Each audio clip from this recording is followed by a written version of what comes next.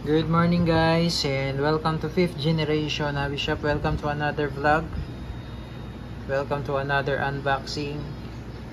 Shoutout po pala natin si Sir Alex.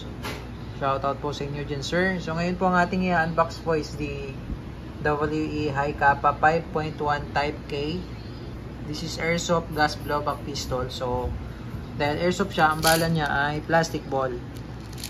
Plastic BBs po ang bala nito. Basta airsoft po, plastic BBs po ang bala.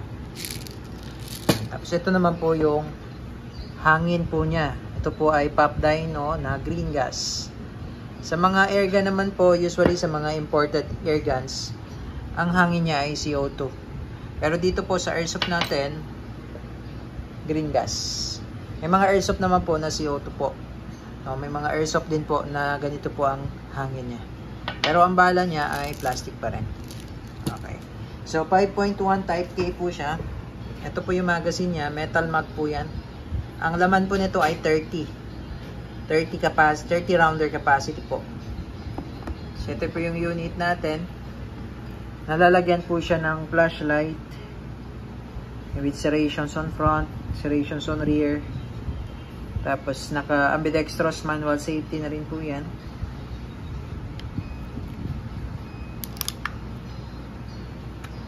Yan, so kabilaan po yan, ambidextrous manual safety.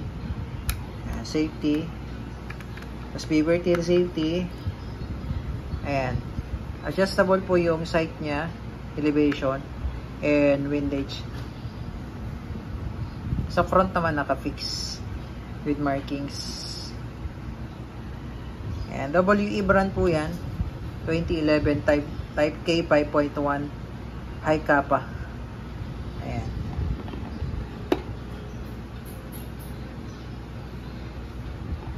So, load tayo ng gas, BBs, tapos testing. Kapag babaklasin nyo pala sir yung slide, always remove the magazine. Ayan. Tapos pagka babaklasin nyo po, ito pong notch na yan, yung maliit po, hindi po itong malaki. Yung notch na yan, isi-center nyo po dito. Ayan. Sentro nyo lang po, hold. Tapos fold nyo lang, pigil. Tapos ito po, pupush nyo siya. Pupush nyo po. Ayan, para po umangat yung lock. Ayan. So, ayan po yung internals ng ating 2011 High Kappa 5.1 Type K. So, lalagyan po natin ng oil. Ito po may kasama na po itong oil.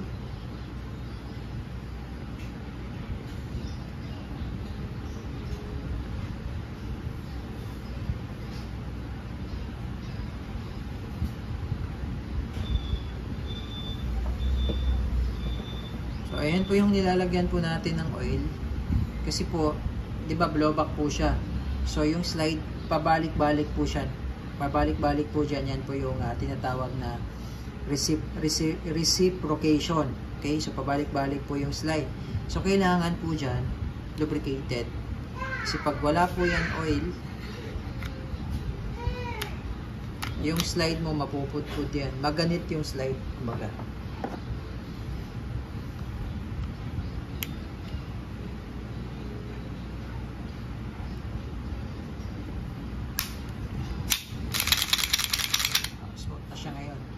Nilagyan natin siya ng oil.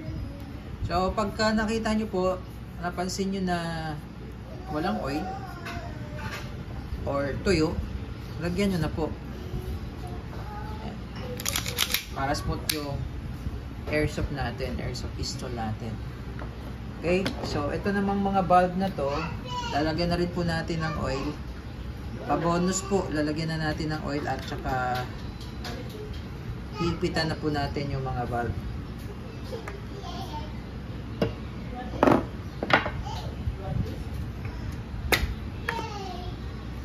Pagtatanggalin nyo naman po yung base pad or yung mag base, sundutin nyo lang yung lock.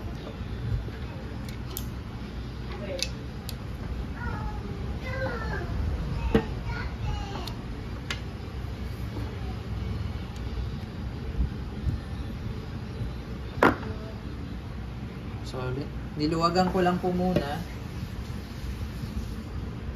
bago po natin lagyan ng oil. Para lang po mag-absorb yung oil sa loob.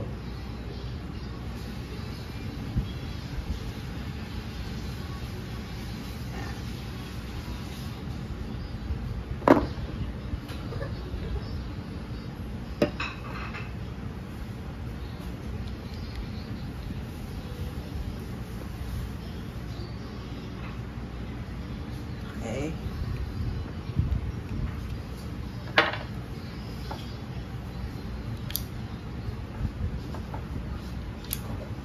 So ngayon po pag maglo-loado kayo ng gas, inverted position po, upside down, 3 to 5 seconds lang.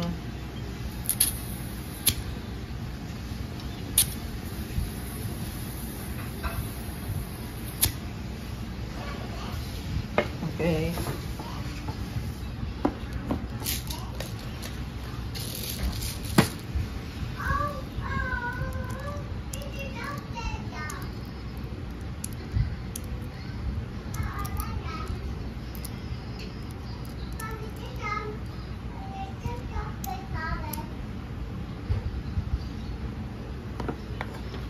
Okay, testing po tayo.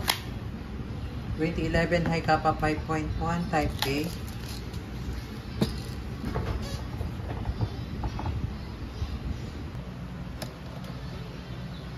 Okay, firing.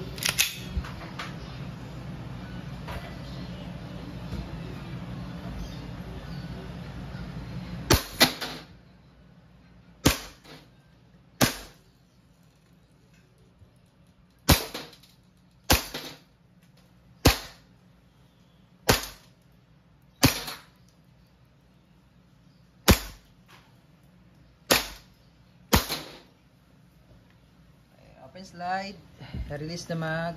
Minsan hindi po nag-open slide kapag yung magazine po ay malamig. Kaya normal lang po yan. WE 2011 high kappa 5.1 type K.